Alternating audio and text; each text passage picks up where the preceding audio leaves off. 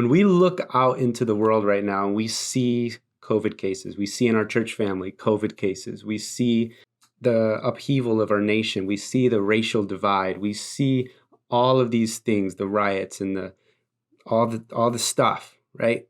All the junk. We see that. And it seems really large, right? It seems like this is the tipping point, right? A lot of times, like this feels like, that we're on the edge.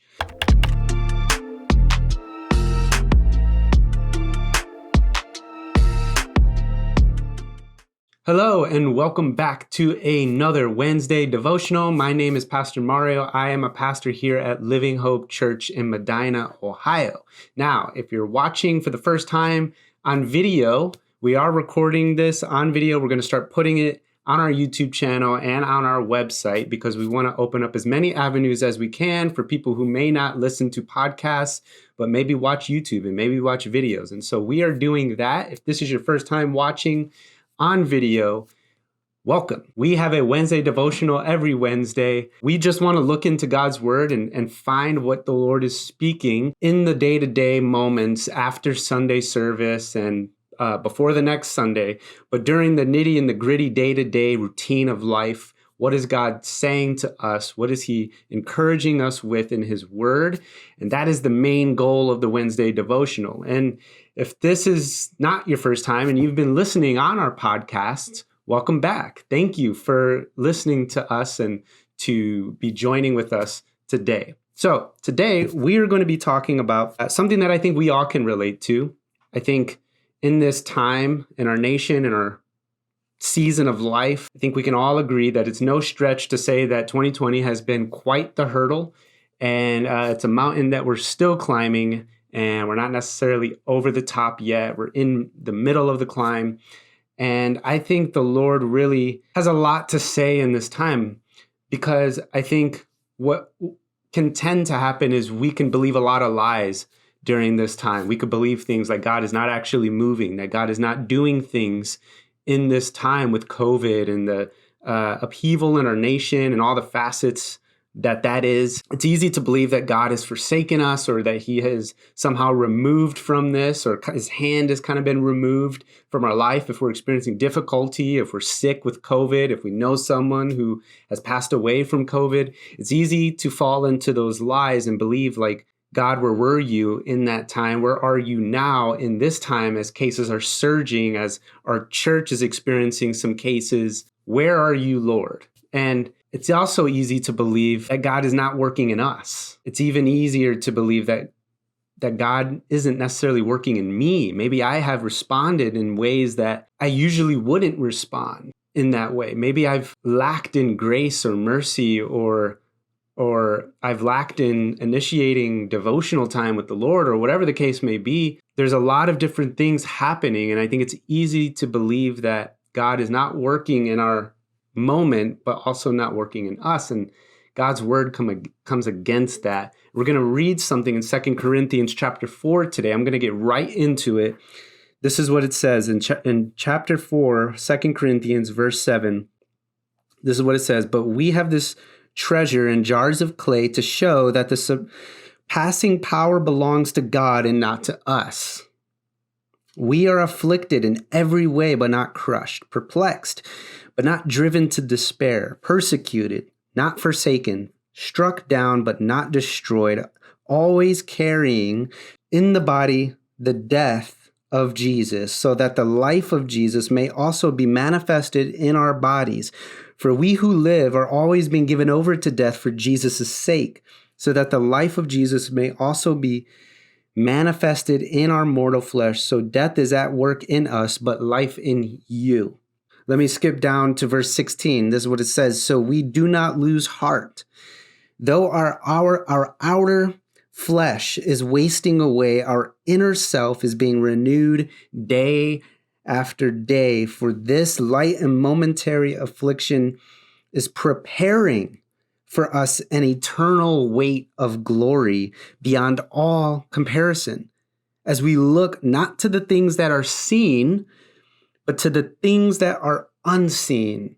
For the things that are seen are transient, but the things that are unseen is eternal. So there's this fascinating text that Paul is getting at, right? He just said, every day we're being perplexed, we're being afflicted by whatever it is, sickness, health, marital struggles, family dysfunction, school, bullying, work ethics and work conflicts, whatever the case may be, we're always being afflicted. As followers of Jesus, there's always something that's combating our faith. Instead of focusing on those things and focusing on what is seen, right? Because it's easy. Like that is seen. We see that. We see the cases surging.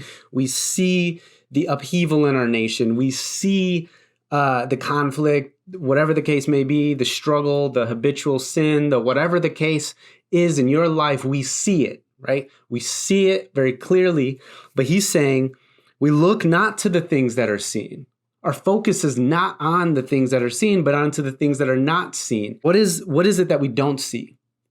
Right? What is going on in us that we don't see? This is what he says, right? He says in verse 16, he says, don't lose heart. Why? Because this is what's going on in the unseen. Though our outer self is wasting away, what we see, the struggle, our inner self is being renewed day by day. What's unseen, the renewal in our heart is unseen. For this light and momentary affliction is preparing for us an eternal weight of glory that can't even be compared. This is the unseen that Paul is talking about.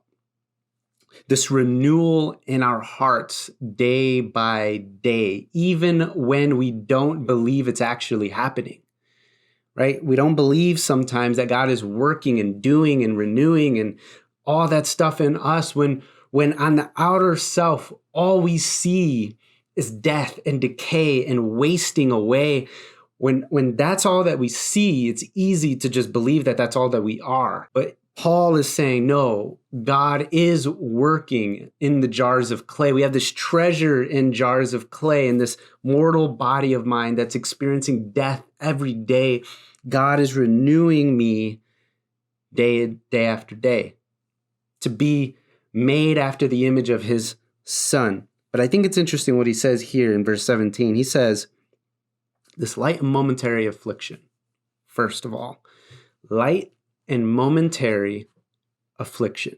Think about that for a second. Think about that for a second.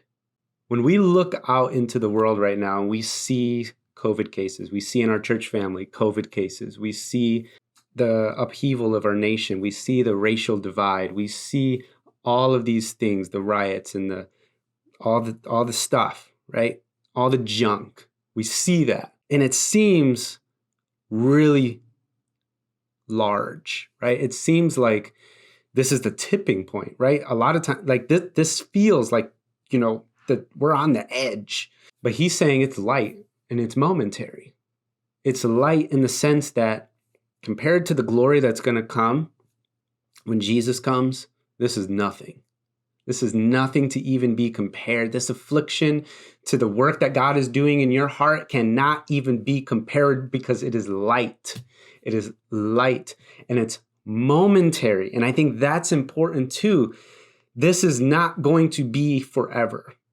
And I think we may feel that, right? We hear on the news like, man, the mandates are going on. They're issuing new restrictions. The cases are surging. They're thinking maybe a vaccine is not even going to be coming out until next year, springtime, available for like people like you and me.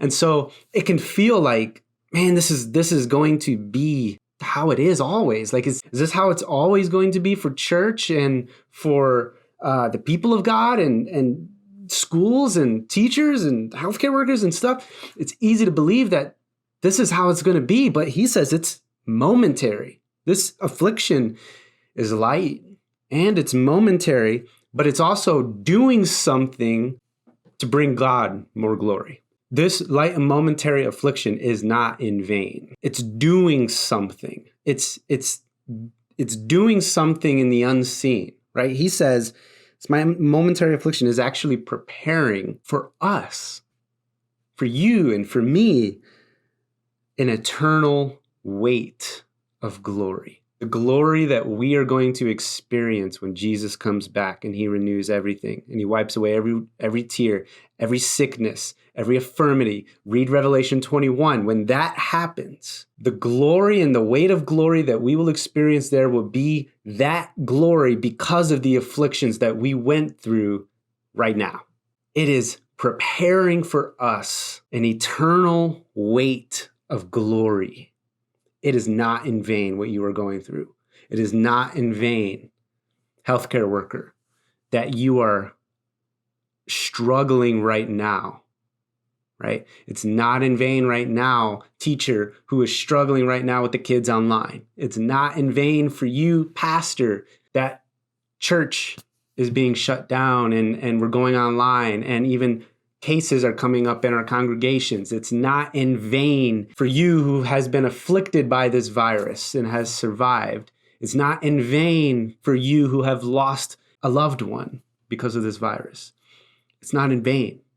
It's preparing an eternal weight of glory beyond all comparison. And this is why we focus on the unseen and not what is seen. It doesn't mean we ignore what is seen, right? It doesn't mean we ignore what is seen. We don't ignore the virus. We don't ignore the things that are going on. We do our due diligence. We do what we're supposed to do for the love of our neighbor and for us to reflect Jesus and his love for the unbelievers and to the people who don't know him or maybe have a skewed view of who he is. We do what we do, but our focus is on the things above. Read Colossians 3. Our focus is on things of above where Jesus is, not of earthly things. Our hope and our security is not in the things that are below of the earth, but of the things that are by Jesus and in Jesus's hand, right there next to the Father. That is where our security, our hope, our sustenance, everything that we are for us to make it through this light and momentary affliction is there. And our focus is there. And it's building for us sustenance now to sustain us for the journey now, but it's building for us an eternal weight of glory for the time to come. So thank you guys for joining this Wednesday devotional. Let me encourage you that during this time, take some time to read this over and over and over again, maybe 3 times. Read this passage in 2 Corinthians chapter 4, 7 through 18. Read it, pray it, think about it. I pray that God will continue to give us wisdom and give you hope and give you encouragement during this time. Thank you guys for joining for this Wednesday devotional. Pray that you are encouraged for the rest of your week. Join us next week for another devotional, and we'll be seeing you soon. See you later.